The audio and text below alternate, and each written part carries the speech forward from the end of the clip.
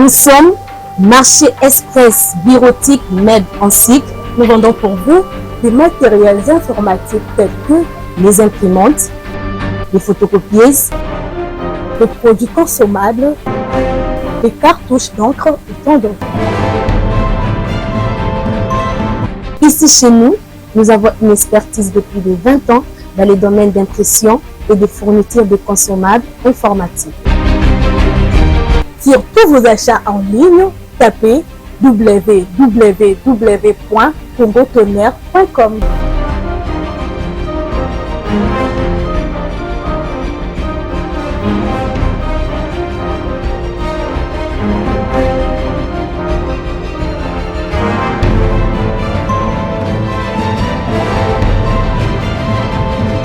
MEB, c'est vraiment un marché informatique.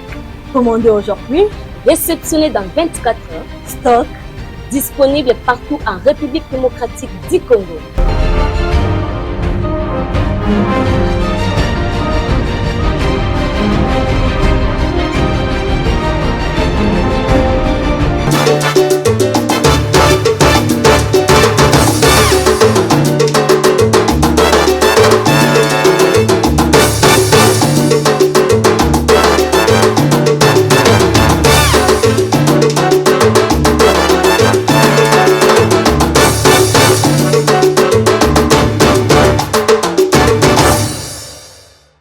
République démocratique du Congo, ville-province de Kinshasa, Mbonda Ekolo, magazine d'actualité, seul magazine Ozo sera fierté en la carte Yamboka pour le compétition de information mokosir et à temps réel. Mbote Congo Kinshasa, Mbote Congo Brazzaville, diaspora partout.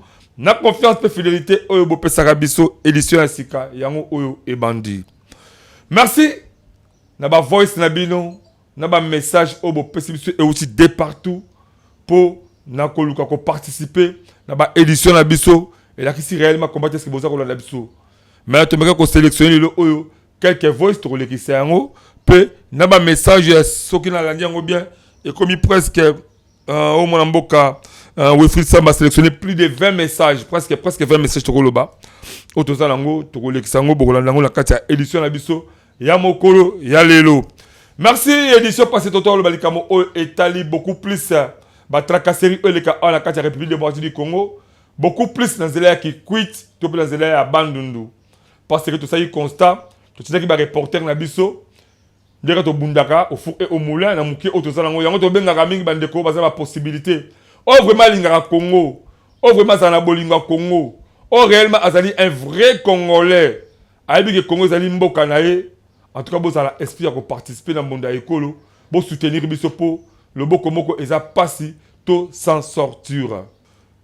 Tout ça, la ville, vous avez la possibilité, député, sénateur, président, ASBL, vous avez la possibilité de faire des moyens financiers pour permettre que tout continuer, continuer à reporter partout dans la carte de la République démocratique du Congo pour que vous ayez l'actualité de la carte de la Bisso. Le autre à la Katamboka, il faut voir réellement que ce qui est à Kassai, on peut retrouver que 2 mois en Goyo, on vivre sans maïs, sans électricité. Dans le moment où l'autorité Mboka, on multiplie les réunions pour créer un gouvernement. Comme ça, là, on a des pour le Maboumuna Bango. Mais à ta côté, Azo Kalisa Bandeko ya Kassai. À ta côté, Azo Kalisa Bandeko ya Kassai.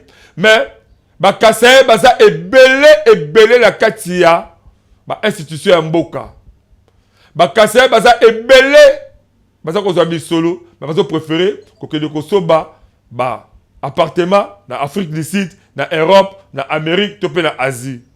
Mais ata mokote azo kanisa loke le kola azo ko occuper poste ministériel luka réhabiliter courant topé maina niveau ya Kassai mokote azo kanisa yango.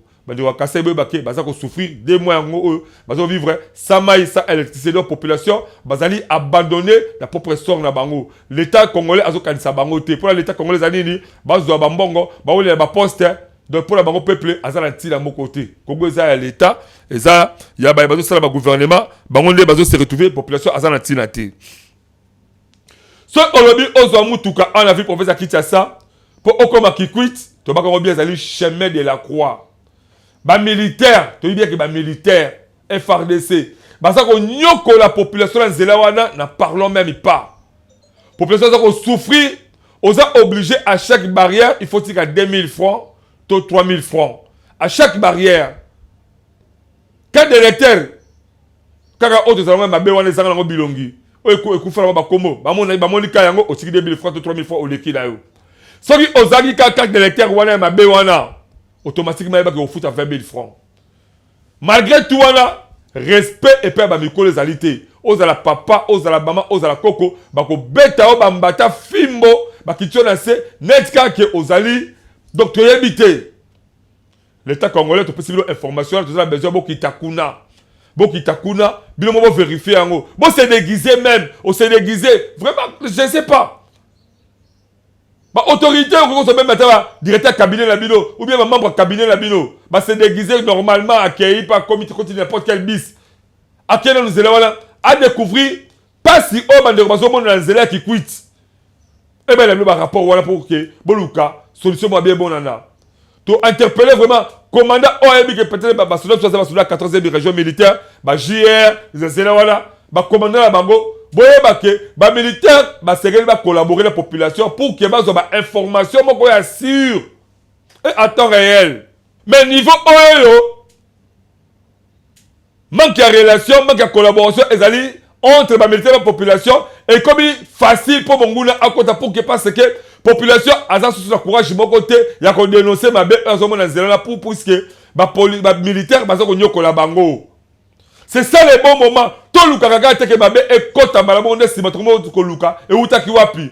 Moment homme de cause bête à mon tal sabino zela wana qui quitte to be zela bandundu à part makaba mobondo à part makaba mobondo. À part makambu ya mamobondo le bien 3 fois ba militaire ba commencer ba premier agent oyo ba ko faire souffrir population na niveau moko 0. Boki takuna oyebi ke ozara commandant ozara oyo yono simbi yono osimbi ko tilikaka ba militaire ko tokuna kita oluka ota ba militaire no bazali ko évoluer dernier sabino ke baza ko évoluer mabe vis-à-vis la population au basalaka ba voyage na bazela wana ba chauffeur bazo lela ba komba message belé to kutanga yango pe to kutila ba voice table boko mona yango to utaki koloba likamba tracasserie à la ville province ya Kinshasa ba de combien qui peut réagir sur ça tracasserie elle qui a trop Ropenga Bakutu il y a pas moyen Delvaux pas moyen Bitabe Pascal pas moyen. Donc, tu as habité Moussani Baroulage Basalaka vraiment dans Zela. Et Zalakaka, pour la population, suite à ma Kelemba Oba Salaka, ou Ezala réellement nini. Et à part Baroulage, au Komona, les policiers Ndenge Bazawana. Au Komona, les sous-sous, comme service à l'État, ou de service à transport, Bazaliwana. Na bisibilo que tracasserie et l'équipe dans le niveau de la population a raison de souffrir la carte mboka automatiquement ça que mboka l'état azana elle sous-souté. L'état congolais sont moniqués, on est incapable il y a quoi assumer ma responsabilité là. Telle cette population qu'on est incapable comme ça permettre de Félix Sekedi Tshilombo à Lukaba va être capable de travailler pendant mandat naï. Moi mboka Félix Antoine Sekedi Tshilombo état garant de la nation, biso mo dire tout ça OK. C'est 100% ba bazo travailler na yo.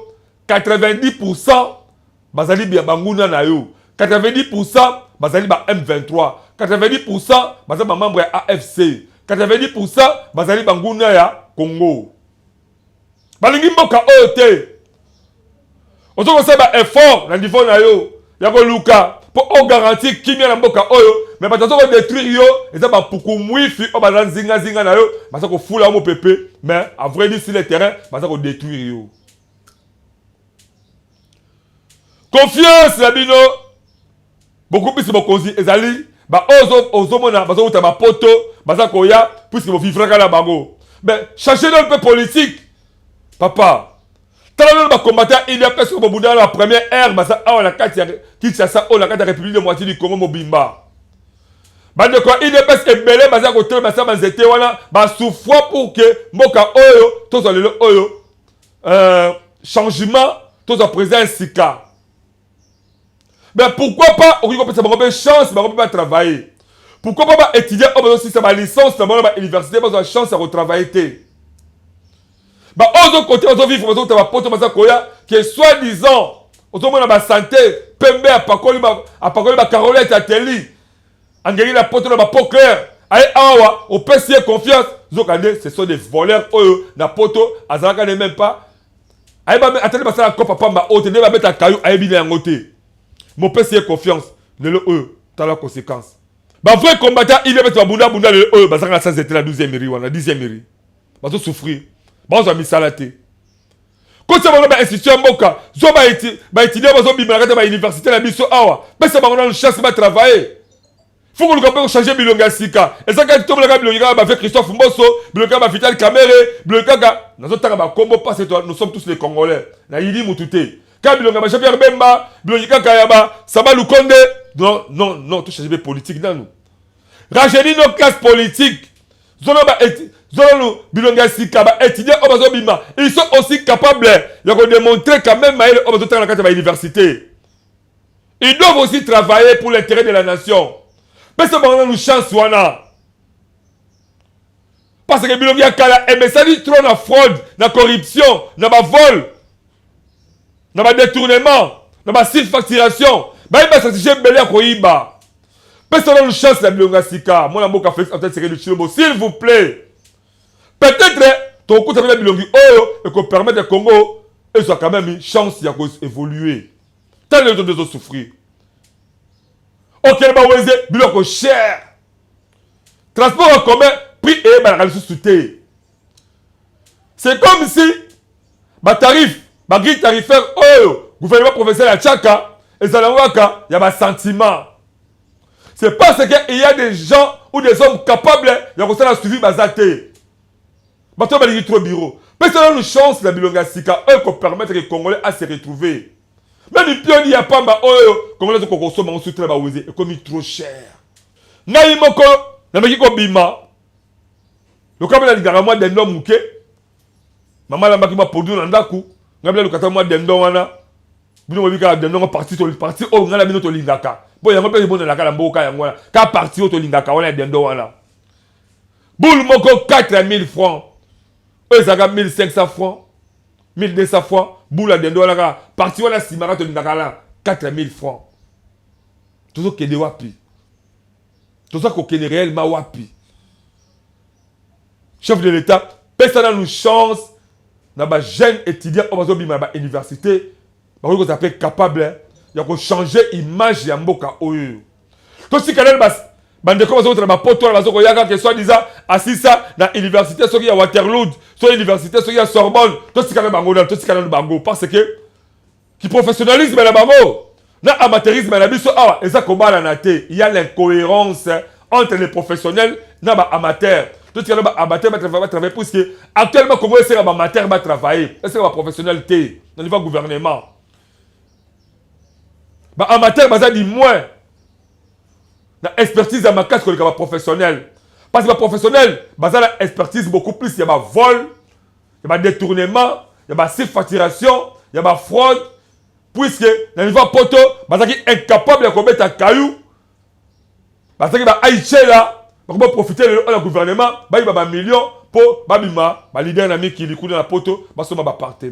Changer dans nous, politique et ça va bien. Tu peux dire que l'État qui est l'église. Pourquoi l'église est comme trop awa? Les communes peuvent réagir na yango. Le bel qui yango. Tu sais toujours mon Costa Mutamba.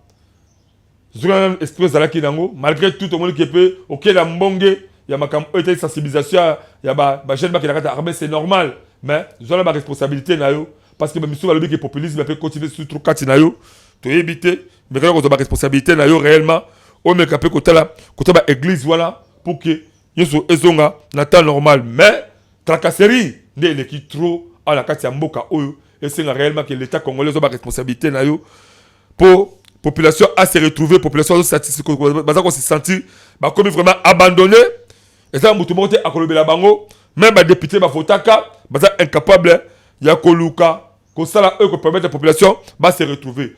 Tout d'abord, on va Jiguna. On va balancer biso. Quelques voix, c'est maintenant et on réveille ça après pour avant que tout le temps un message au Botindaki pour tout le monde analyser ensemble. C'est parti la régie. Bonsoir Papa Mbunda. Mon école, bonsoir, boni bino ba santé, tout ça vraiment bien. Et le conseil cause likambo zali ke oyo sala ke l'église comme bien na mokili to na mboka na biso ya RDC contre ba paramètres et là vraiment pas si mingi ba mi donner na kati église ezaka kapona mboka etambola bien te souffrance ya masekiti anyos mboka ya malamu te ngo mutu ya simbi bible aluka moya ya kolela na sima ya bible mutu musu pa osala pe musala na ye na ndenge boso ndenge ndambe abongisa ki chemin na ye pona vie na ye ya koviva na nzela wana et puis musu ba kunde babongisa pe chemin na pona olela na nzela tembe amilukeli les moyens que à comprendre la Bible pour l'occasion comme moyen ko la pour liloba ya Nzambe ezalaka nango feli mais tout aka mitema bata koza mitema moto fungoli motema na ye akabile masako mais mboka nde eza mabe mboka etambola mabe eza bien te mboka mabe makasi na nyonso bamboka ebele tomona basasu ngesu yango basali tambola iko na bakongo basa kuna malgré tout mabe na ye mboka ezala munene ezala mukie tenenga shikaka mboka na vanta social makambo tu biso tokemba awa bango bamona pasi oyo te to biso tomona.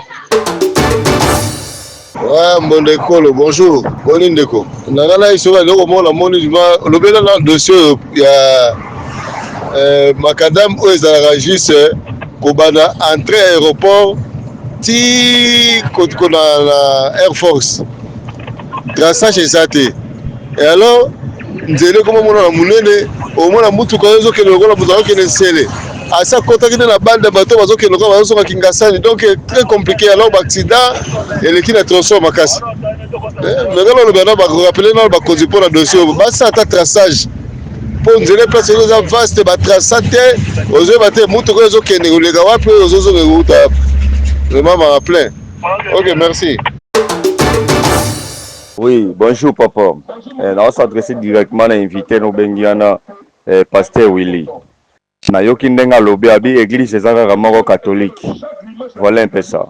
Ezana ndeko moko to bengana lobi bango nde ba memela biso nanga. Soki bango balaki église à solo. Soki catholique ezaka église oyo. Oui, parce que babi ne juge point parce que là intervenir papa ya maloba nae. Pourquoi batindela biso nanga soki bayebaka mutema na par rapport à ba bêtise nyonso a décevoir Congo lelo oyo abomi plus ou moins ba famille na ba famille bazana matanga lelo na mboka. Bonsoir. Bon na ngai na lobaka ka boye biso awa na route na commune ya Kimbanseke na route Mokali to commune insécurité moko ya kosakana te. Donc ba criminel ba komi ko kotela batu chaque butu faut ka famille mon rabalela ke ba koteli bango awa na avenue Bouma na route Mokali na avenue Bouma ba uti ko kotela papa moko lobby na ba butu l'air ba koteli na butu wana ba zui mbongo nyonso ba zui marteau ya muneno bango ba yaki nango po ba o ba bukela ka ba ndako so ba kotela ba bambi papa wana marteau na mutu 3 fois papa wana kufi sur place. Donc to commune insécurité moko ya kosakana te donc bandaka ka ba avenue ezaka pembe na boulevard Lumumba wana na route Mokali ti okende ba avenue ba Lukuba wana nyonso de nzinga nyonso e commune insécurité rôle ba policier na route Mokali ba sala na bango elote ata ba koteli bato boki obenga bango ba ya intervention ba boyaka na bango papa babomi na avenue Bouma wana souciette moko ezaka ka pembe na bon je crois 2 parcelles na katikati ya bango na souciette les événements zo salama ba ke signaler bango ba boyi koya. Bonjour et merci beaucoup vraiment la CPL.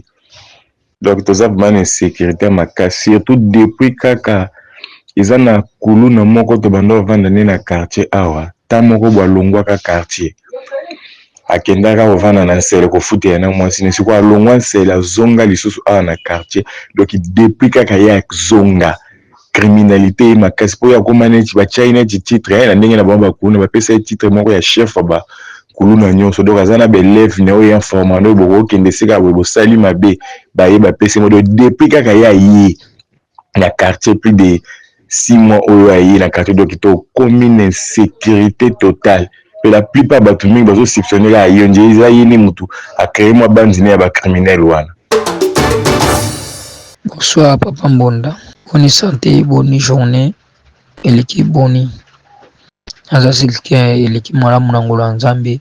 Ndenge nabetaka kasete na maloba to na message o tinelaki biso nikima mpona bapaster na répondaki yo mpe me natasi ko mpona babar, natasi ko mpona ekonomi ya mboka ndenge mboka ezotambola olobaki tozela yango na semaine oyo koyamba bokolobela yango ti lelo ezoyebana motu na makolo te oyo elaki important bolobeli yango oyo elaki nango important te donc nakoloba oyo elaki important makambo ya nzambe ya kolobela te nde bozwaki chigen kolobela yango oyo ezalaki nango na important te eza nango inutile na société moto ozwa mbongo mpasi anyokwami apotaki na masanga ndele ya bralima ya brakongo azose retrouve mboka ngo mpe ya mabe olobeli yango te omona yango eza valeur nde yango bakoki kotika to vivre na yango na se na mokili oyo na bapasa mboka mabe boye bonde ekolo alors so tobi tolanda baeglise eza mpasi mingi to kritike bondambe te ntango nzambe alobi elanga eza monene basali baza moke ça veut dire bato basala mosala ya nzambe mosala ya nzambe echeme eleki molai esenga bana na bana génération mpo nzambe makambo nesilaka te babare yango tomona babare ezofungama parci parla babwate ya catégorie lolinga edepanse bato bambongo mosusu aza na mbongo mo azuma mieti mombe make tumbango me misala bikelo biso yake cope ndema songi na kozwa bolobi na babare te koma bokesi tala sujet ya basala nzambe boyitouche point wana mpona nini boyitouche point ya babwate oyo bafungolisi bato babwate oyo bafungolisi bato babare tout cela tomona bana vera nini bakongo mpasa bazwa bandako bafutela babokola bana mboka eza mabe yango alors moto mosusu esengaki te azala paster vike atali bomona yiba eza te nda simi biblia na nsima biblia aovivre na mbongo wana eza mabe te eza malamu nda matali autrement ça te faut aleka na chemin o mboka mabe bakonza mboka batala bafamille na bango oyo motu yanga na mingi koloba ndi yango na. De retour sur ce plateau exceptionnel, Botoulanda ba voice bandeko batini, mais avant de me analyser quelques voices, peut-être tanga ba voice na ba message na biso dans le d'abord tout au niveau régime baké. Ah la carte de la République démocratique du Congo et ça le possible au sein de la carte. Babiloko ya imprimerie baké Congo tonnerre et puis c'est ba faciliter recevoir ba machine ya sika, ya occasion ya sika, tout puis occasion d'Europe à partir ya Congo tonnerre, oui, pourquoi même sur internet, au Congo tonnerre, au Congo a réellement adresse à banque, qui permettre que, au sein la choix, il y a que Nyonso et pas la banque, la primo, qui a bientôt que le niveau régie, vous avez spot publicité, la banque, on réveille ça après si c'est plateau pour que tout le temps là, message là, bien.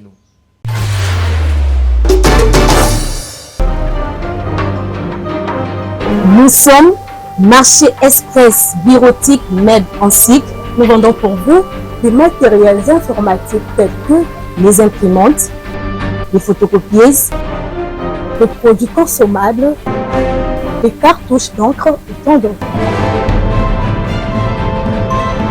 Ici chez nous, nous avons une expertise de plus de 20 ans dans les domaines d'impression et de fourniture de consommables informatiques. Pour tous vos achats en ligne, tapez www.congotonnerre.com.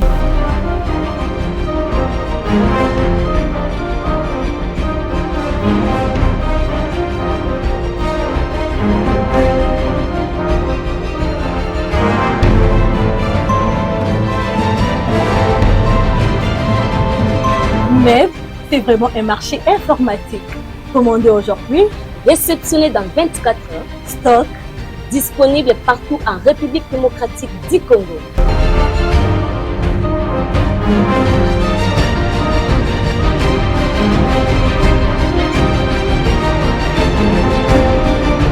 Merci beaucoup pour la Botoulanda publicité à Congo Tonnerre, Bazoteka. Bablou surtout au Italie imprimerie bon dibilanga qui avec impact d'idéologie par la bango okozango na ba primoko ya kitoko botola na ba voice bandeko oyo ba se lamenté ba lobi na ebele au Italie boko la biso Congo ba difficulté au bazala ngo donc na au Italie ba tracasserie na au Italie ba kuluna na au Italie ba désordre ba interpeller toujours population pour ba interpeller toujours ba autorité mboka pour que boluka koza ba dispositif oyo ko permettre que kibia ekota na mboka na biso. Siko totanga ba voix to meka ko analyser ensemble. Bonjour mbona ekolo. La entité territoriale décentralisée ba pesa pouvoir et pas ba bourgmestre, ba chef ya ba quartier, na ya ba rue, pe ba futaka bango okomona makambu ebele et ko changer, pe ba rajeunir classe politique wana ya décentralisation. Voilà. Bolani de kolera oto senga na entité territoriale décentralisée. Gouvernement congolais et sengeli ko to ba responsabilité. Ba papa mingi ozomona na ba tebeli ba seba gouvernement ba seba umeli. Luka ko rajeunir d'abord classe politique. Pesa bilenge chance surtout la commune. Et ça bien le automobile ba beaucoup c'est ba jeune. Ba beaucoup c'est belé ba ça ba jeune. Ba ça vraiment ba jeune. Mais si quand le niveau ya ba rue, le niveau ya ba quartier et c'est ngapé ko changer pe ba tubi ba longa bisika ba longa kala papa la ba lembi dia kala ba ça va vieillir ba ça même incapable ya ko dénoncer ba mabe e ça ba ta kata ba commune na bango ba quartier tout ba rue na bango. Ko ko tchaba bilenge.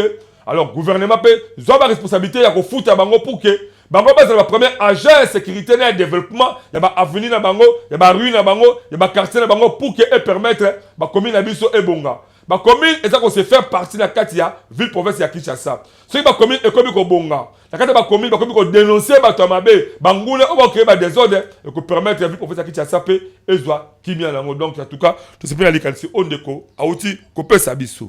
Bonjour mbona ekolo ngai mama mami na selema o tolembi criminalité eleki ya trop bazo kotela biso bandaku ko violaka biso ko botola so biloko bourgmestre topé ba policier ba kiparakute ba tika biso ka boto ebité nani vraiment akosunga biso selema o mama mami aleli. Donc je sais réellement que na mwana mboka Jacques Chabani Oluka on multiplie, on redouble effort pour que la police a sa moussala na ba condition et sengeli pour la kosunga population va vivre en paix. Bonjour bona ekolo, honorable Pakinganini na Gaborien Mboma balingi bisote po libuluma zengele ezo solution, il faut que Kanzambe akita la route mokali. Baluka route mokali baleli, babeleli na honorable Pakinganini na Gaborien Mboma babiki bolingi bangote. N'est-ce que c'est un Jésus Christ akita po libuluma zengele et sa solution pour que bazo nyoko makasi to travailler émission libuluma zengele wala peut total ça bilo kobatès que les deux députés wala Pakingani na li Gabriel Mboma akita kuna mais bakokala bango sa musala ngoti. Bonjour mbona ekolo kobanda entrée Mikondo na boulevard Lumumba tiko koma avant terre jaune et sengeli basala ba traçage po ba conducteur batambola bien. Oui, c'est solo. So que ici au balika la entrée ya Mikondo, si au comme à côté à terre jaune voilà, moi avant matangomba terre jaune voilà, et c'est réellement que bon ça traçage, bon tracer na boulevard pour que permettre ba bazo ou à côté qui colle, so bazo ya changu to bazo ta changu bazo mata, ba dé ba côté ba ban ba en tout cas traçage les alités, les difficile moi mutu so lo côté, à côté ngamba côté et ça ko causer ba accident ya mingi bisika wana. Bonjour mbonda ekolo. Papa oyo aza kolobela Kimbangu mabe botuna ye azala problème na Simon Kimbangu alingi abunga na mboka oyo. Papa Soni balobi ozala bezo bunga na mboka oyo mais tosala ndeko problème ya religion ezali likambo oyo même Nzambe atika mutu aza libre ko sala choix na ye. Mutu aza libre ya ko pona Simon Kimbangu to pe ya ko boya Simon Kimbangu. Eza ko dépendre na conviction na ye. Ce qui est comme ça, abunga mboka o wale comme intimidation. Il y a sous religion té. Et comme la religion mondiale la côté la mboka o asibi fimbo, simba chapelle, sobo simba chapelle abeto de abetra bakanja. Les akito côté de mutaza libre, ya ko pona, ya ko sala choix o ya religion o aligi. Papa soli to yebi ki azobo ya Kimbangu, ezali yé na sentiment mais essayé na yo de o yebi ki Kimbangu si réellement ki azali vraiment ya solo ya biso yaka awa to la plateau o démontrer réellement que Kimbangu azali vraiment vouluzi ya solo. Bonjour mon ekolo esangai frère Jonathan depuis Kimbaseke église ya solo ezakaka cité de refuge mboka ya Ekimelo. Voilà ezali selon mon mboka Jonathan. Bonjour mon ekolo ba voyou ya liboso eza ba policier. C'est réel hein. Ba policier comportement obozo sur la kissa. Bozala manque ya éthique na détrogène misala labino puisque bah acte bozo la qui ça devant population et ça réellement côté des pertes na éthique la bino. Un policier a là pour combattre la population. Mais bino le o combat binemi la population. Ko botola, ko yiba, ko côté de bandako, ça vraiment ko ça honnêteté à la police. Ba policier essayer réellement que bozonga na ba valeur ba sala bino ba ba c'est salaire ba redoubler même ba salaire na bino. Muke o bozo so bo pesa ba valeur pour que Congo ekende liboso. Bonjour Mbonda Ekolo ezangai DG ya groupe Flouki qui toi dit. Ya groupe Flouki qui toi dit. Yebisa bango ata batoli si ba église ebele na Congo mboka o ezakaka ya Fumu Kimbangu.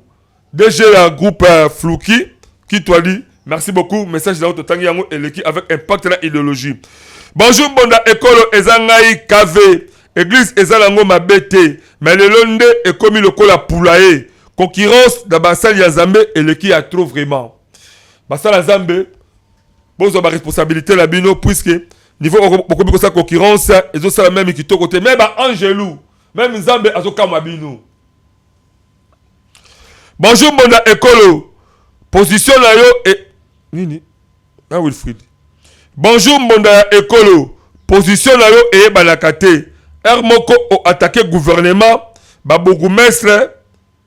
Ba ministre, même le gouverneur, le ont attaqué ba conseillers communaux, ba policiers, na ba soldats. Mais au commona, Hermoko okumisi pe bango. Tolingi to ba pe position na yo na esprit ya bien po, tolinga kayo mingi. Ah oui, frère Samba. Mon école, tozaka au milieu du village. Tozaka musala avec beaucoup de professionnalisme. Ceux qui ont attaqué Moutou, tout ça qu'on attaquer groupe moko boy c'est que tout ça li constat ma be ezakati na bango mais tout ça ba yidi na bango te malgré le homme soit comme menacer lui sur le téléphone to banga pété oloba to oloba te okokufa kaka mais ce qui est important madame la loba pour que na bibisa ozakata motema na ngai tout ça au milieu du village ceux qui osali malamu to ko betelo bravo so osali mabe to ko attaquer pour que oluka o changer comportement parce que souci c'est ali nini Congo oyo ezala Congo ya esengo ezala Congo oyo ekosaki congolais asepela kati na mboka le puisque y a pas Congo to na mboka mosusu te. Bonjour Mbonda Ekolo tracasserie na nzela ya bandundu na kikwit to sepeli ndenge olobeli yango toza ko souffrir makasi na nzela wana bambongo oyo basoldat baza kozwa bambongo oyo basoldat baza kozwa kuna ekedaka vraiment wapi? Une de très bonne question. Toyebite ceux qui toza ba gouvernement sous parallèle. Parce que les militaires de la Bandundu, ceux qui ont la bis, 30 personnes, vous pouvez faire 2000, 2000 ou 3000. Ils ont 3000 fois 30 personnes, ce qui fait 96 000. Plus chauffeur, il faut faire 10 000 ou 20 000. C'est un bon moment qui est dans Kawapi. Si on sait que la journée, même à 1000 cars, même 200, 300 camions qui est dans Zelawana. Il reste 7 ans qui est dans Kawapi. Et qui est dans la Kati, et qui est dans la maison communale, il y a Maluku, ou et qui est dans Kawapi. Et qui est dans la ville, prophète de Kinshasa, ou et qui est dans Kawapi. Gouvernement, il y a Congo, il y a RDC, Luka Oeba, Makambo Yango. Bonjour, Mbona Ekolo. Ba conseil communal, ba futa bagate, ba conseil la misala ndenge nini. Exactement, tu as dit que ba conseil communal, ba futa bagate depuis ba banda.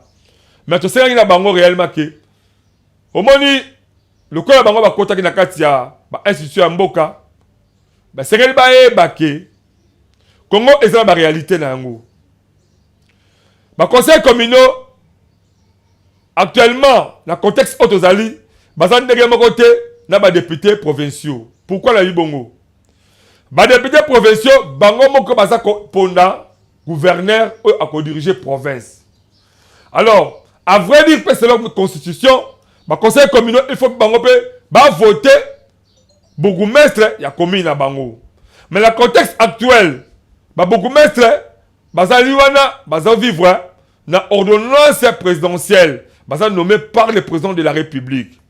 Tout ce qui est dans le conseil communal, on est bon le bras de fer, n'a pas beaucoup mettre la bino, et vous allez mieux beaucoup collaborer. Et surtout que Kadima déjà assis à Bomi, esprit il y a élection 2000, il y a Bomi esprit il y a élection beaucoup mettre, donc Makambo bisu qui est déjà 2028. Cela montre que ba bourgmestre wana même si on va changer bango et vous avez si ordonnance présidentielle mais si on va changer bango te ba ko travailler ici en 2028. Alors par conséquent on est pas le que ba bras de fer na ba bourgmestre ba conseil communaux botal ça aussi réellement que vous êtes là pour l'intérêt il y a commune la bino puisque en 2028 vous allez devoir rapporter bah il va voter à bino bah électeur na bino que voilà botinda qui biso la commune voilà ce que nous avons constaté et vous allez que beaucoup pas électeur na bino que non botinda sur la commune pour que le bourgmestre to ko la biso te bah le bourgmestre il y a autre zongité il y a beaucoup à faire dans la commune voilà de la population élu ba ba futa ba taxe te ba bourgmestre autre zo mona ba bourgmestre à vrai dire tout ça qu'on attaquer bango pour que bazala efficace na terrain ba travailler ba ko sala ko assainir ba avenir na ba rue ba ko sala collaboration na ba relation ma malamu na ba chef de quartier na ba chef de rue pourquoi to ba bongo à tout moment to allez menacer na ba kuluna to ça menacer na ba criminel to ça menacer na ba tomba ba kota na kata mboka la biso batu wana ba so ko vendre na kata ba commune na biso ba so uta na ba immeuble auto to rebele bele na banda ko ba bele to ba locataire na kata ba avenir na biso to ce que to allez ko vendre. Alors so ba chef de rue ba allez vraiment ba chef beaucoup compétent ba ça capable ya ko identifier ba tu o ba za parcelle moko ayebi que parcelle o ba na 5 portes chaque porte ba la ba tu autant pe asa capable ya ko identifier ba paya oyo ba ko ta ba avenir wana. Est-ce que ba conseil communaux vous avez été sensibiliser ba chef de rue parce que vous avez conseiller dans la municipalité voilà. Est-ce que vous aurez temps de sensibiliser population la bino tout ba électeur la bino ba dénoncer ba mabé eux c'est ba commune la bino vous aurez temps de sensibiliser population la bino ba ko foutre ba taxe à l'état. Vous êtes censé accompagner ba bourgmestre la bino la ko pesa ba conseil et ko permettre que commune que de l'avant. Au lieu que à tout moment quand bourgmestre a détourné bourgmestre a yiri boy ba ko commettre bourgmestre ba zwaka. Première fois, on va passer bango $20 et $10,000, peut-être deuxième fois $20. Avec les $30,000, voilà, depuis l'année, on va pouvoir sur le haut.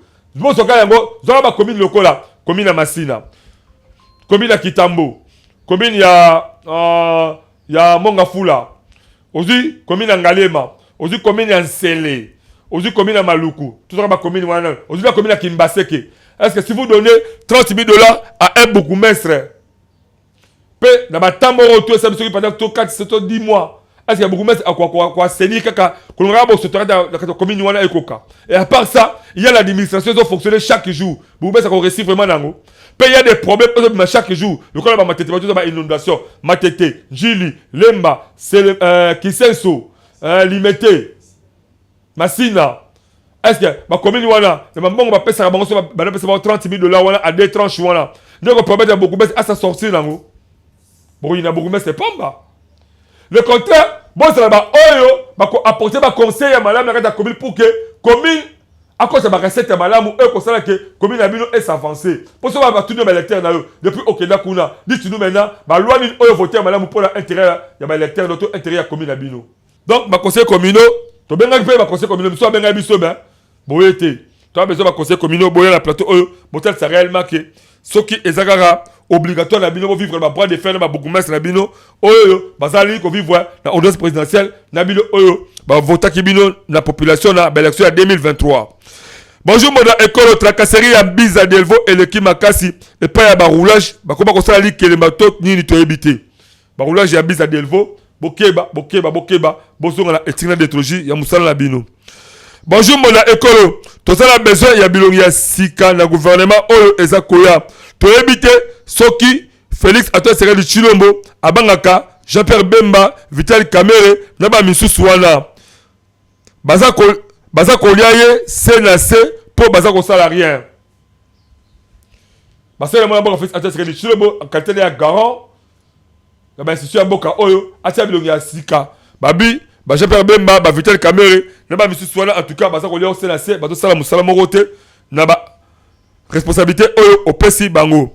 Bonjour, mon écolo. IDPS Augustin Kabouya égale nos ventres d'abord. IDPS Augustin Kabouya, tu as évité IDPS sous la nani. IDPS Zaka Mokwana. Ce qui est dirigé par Augustin Kabouya, Balobike, Au lieu ils le peuple d'abord, binodé nos ventres d'abord. Boluka, comme ça politique eux permettre que le peuple aille réellement que le peuple d'abord ils ont slogan mais ils ont réellement que eux c'est eux même qui vient dans katipe c'est pays yaba congolais. Bonjour Mbonda école, tu as évité pourquoi basali sakaba élection yaba conseiller. Il fallait batika bango, bavona na bango ke banyokola batata ya batu boye. Tu as évité pourquoi parce que peut-être ma conseil communal va foutre à mater et puis si la population peut passer n'est batali ko vivre. Bonjour Mbonda école mboka oyo eza ko kufa na ba secteur nyonso. Fachi aluka fayulu basa la gouvernement ya sika. Atika kolanda batu ya union sacrée.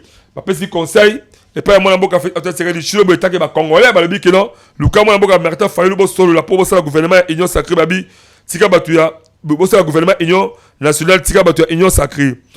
Bonjour Mbonda école. Bakanga pe sama lukonde po na mbongo ya 0 po na mbongo ya ba 0 tout. Bakanga pe Nicolas Kazali po na ba forage na ba lapandeur. Ba moneli kaka mataponyo yekutu atonga université na mboka. Ba meyibi na ba détourner baza ebele ba ibo kanga pe mwana mboka Jean-Michel Sama Lukonde mbongo ya ba 0 tout ekenda po ba tout ezaka ebele na mboka o mabulu ba tia ba sparadrate. Mbongo nango bimaka to ebite to bimaka te to ebite kenda wapi. Nicolas Kazali mbongo ya ba forage ekenda wapi. Mais le automatique que mata pour le bazo ko landela e to ebite soki aza un problème politique toni mais là c'est important le baquet. La paix c'est un conseil comme tout congolais. Maintenant pour oui, so ba okanga réel beaucoup ta réellement que ça mais infraction l'état justice c'est normal justice ça musala nao. Toté ba justice mboka te. Justice a constaté que ba défaut ils allaient il faut kanga mata ponyo. Po a détourner mbongo oya bukanga lozo eta ba justice ya biso sala biso to senga bido la justice ke pourquoi pas peut collaborer parce que mingi ba yi ba mbongo la mboka oyo ba sa ata wese a pas ba mboka la mboka tongati pour leur contribuer tout pour leur participer le programme de développement local à 45 territoires mais le fils de bata ponyo université tonga wana so zaka mutu babe ala forme oyibi anga que tonga le pas ba paya donc quand il un vrai voleur depuis le bengi voleur atongi on a Congo tomber la moi bata ponyo ce qui peut possibilité qu'on a un jour on a dans Mbondekolo za équipe Mbondekolo et qu'il d'abord qu'on visiter université Mapon comme ça tout démontrer pour la population comment est-ce que obimisa ba énergie na yo pour que tonga université wana donc l'état congolais va collaborer na ye pour que molo petit à petit on va récupérer ba mbongo oyo besoin découvrir que ou bien mbongo oyo pour concentrer ba tapon à détournant pour récupérer la université mais après 20 après 30 ans ceux qui vont collaborer ba la muké ba bazo yi ba bazo qui contrôler ba poto l'état congolais en train comment te récupérer ngo. Bonjour Mbonda écolo Nzambe alola abatela bino Mbonda boza vraiment magazine oyo to koma kolanda na motema moko bosala pe bokozwa chaîne na bino moko oyo ekozala adresse na biso. Merci la bénédiction na ndeko Nzambe alola kaka ndo le biwana abatela biso souci pe zali to za pe chaîne na biso moko oyo ekozala adresse na bino bato beli la rapé na bandeko bazala bozwi o bazala ba possibilité o ba yebi ko sunga bato motema moko botala Mbondeko to toka climatiseur ezalité so boko sunga biso to climatiseur na ba matériel na ba financement mususu ekozala donc cela veut dire que mona mutu amema mukia kozalango na Mbondeko to se fait na bandeko oyo botindela biso pe bozo kotina so mike na bino na niveau ba Orange Money to un peu ça ezako sunga biso to permettre réellement que to évoluer ba belé pe en tout cas Nzambe abakta bino belé to bi que ça ndeko mo ozali quatrième fois alors tu dis à bon on a chaque mois 150 il y a offélé les mal alors que personne comme on a été alors c'est servi bino kaka pour qu'il fasse que to se pela la bino ne bossa musala kitoko beaucoup de kosala musala bongo pe azali moi na moi si ya ko kamwa 4 mois yango on dit $150 ça depuis janvier $150 to yebi été pe to bona pe na été Zambalo la abaki selo ya mingi et sikawapi ozwami voilà. Merci to comme la souka la édition mukale on continuer ma message de e belé pe ba voice la bino na o etal ba problème auto sur le niveau au bozalé tout c'est là ba inviter to za ba bona kata semaine auto clôture bango semaine pour to beta masula o etal ba problème zo le kalakati ya mboka na biso mais pour la journée de to space d'abord ba mbote makasi na ba ndeko ya attaque sans recul depuis Brazzaville attaque sans recul tout c'est la pe bino bo finaliser masula bino Mbonda école parce que to beta masula avec impact la idéologie pe Tous qu'on souhaité, bah, happy birthday dans la grande dame Clarisse Maemba. Voilà, moi, c'est un ndundu ya propre. Ndundu ya propre. On a bien troisième fois. Ndundu ya propre. Ah, bah, qu'est-ce que vous voulez, moi, quand vous voulez, aux amis, appeler ça, intelligence, na sagesse, c'est Tony Katia, moi, c'est au Clarisse Maemba. Des beaux hommes là-bas. Image, voilà, en tout cas. Botika a été. Zambe, Azanae, a continué à battre là, et peut ça, encore courage pour abimisa, aux arrêts à monter, mané, parce que Congo est sérieux. Ba maman ya boyeba zala ebele. Donc tu comme ça bino que na de Kasai, boyeba que na Kasai kuna actuellement courant na mai ezade 2 mois yango l'état congolais bokalus otala bango. Voilà, si ma caméra d'arrive misala kitoko ya Wilfried Samba pe écrit Mathias Meyer sur le montage, j'ai allé dans la présentation. Beaucoup de continuer sur l'image de la bino, topé beaucoup de continuer sur la sport publicitaire de la bino. Donc le cerveau avec un partenaire idéologique pour la prochainement dans l'édition de Monsieur Sokolo à Zogiti. Je vous aime beaucoup plus bye.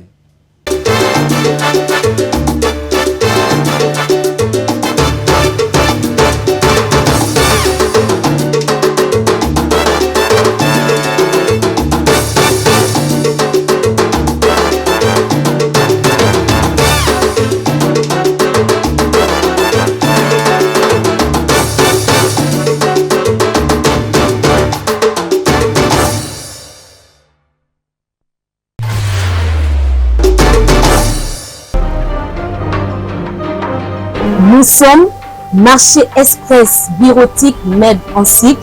Nous vendons pour vous des matériels informatiques tels que les imprimantes, les photocopieuses, les produits consommables, les cartouches d'encre et tant d'autres.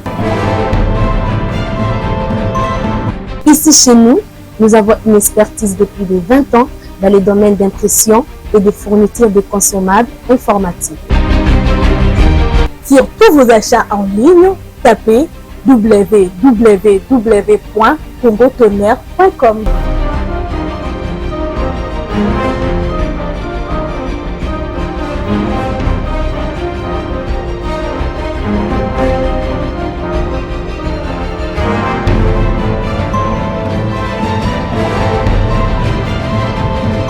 Mais c'est vraiment un marché informatique. Commandez aujourd'hui, réceptionné dans 24 heures, stock disponible partout en République démocratique du Congo.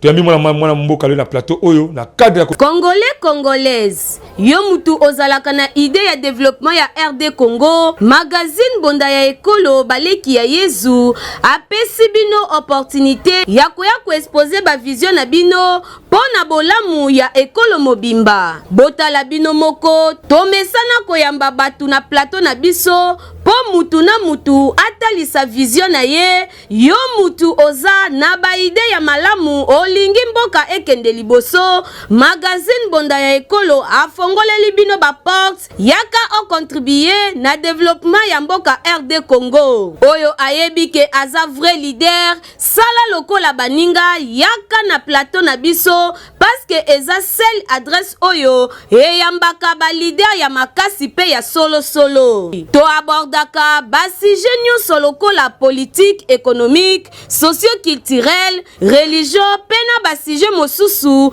oyo ezo contribuer na développement ya mboka na biso ye bakoya koseleka rapport ke topesi mutu place tel ozomona soki désordre ye eza bino nde bokendaki na terrain nde botie désordre et nos chefs coutumiers ozomona ya on a lobi que makambo wana beaucoup plus to condamné ba chef coutumier te voilà okay. Déboulonnement à la base de ce qui arrive en RDC stylo rouge mais d'abord je vous rappelle que stylo rouge système de déboulonnement oui stylo rouge ya chef de l'état on est ancré si là qui soit quoi qui dans l'océan pour le bac on a Londres parce que tout ça banane ko satisfaire ba besoin na bango te o ezaki pona ba intérêt na bango tout ça longwe ba na ba comment ba luka masina te ba wana ba mascarade oh non biso population ba masina to temi lokuta ba luka ba poche na bango ba zo luka mbongo pona ba à la base à la source to kanga bango siko pena na bandako na bango ezaki te kamba ko zela nzela asala mbeba asala likama te ba ko zo pena na kata bandako ko aza kuna ba zuye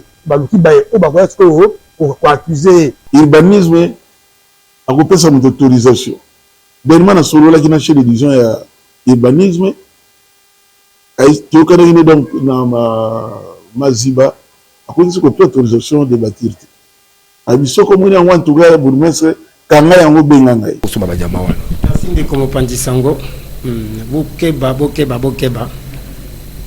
ba maladie mingi eza koita na bloc tozali kolia nyama o tozali kolia tokotisa na nzoto eza komemela biso bangambo ebele kuto te koloba awa bakaya ba mort naturel eza na banyama mosusu sia mikufeli yo komikata otekeli baninga mais maladie ya ba mpox bozo monte te ozokutepai na banyama ndenge kaka bozali komona bango pe bazali balide oyo bandimi ko participer na développement ya ba quartier commune pour que mboka ekende liboso yango biso a na magazine Bonda Ekolo to bengi ba leader ya solo pe to beteli bango kambonda partout c'est quand la commune na bino numéro na biso zali yangwana ya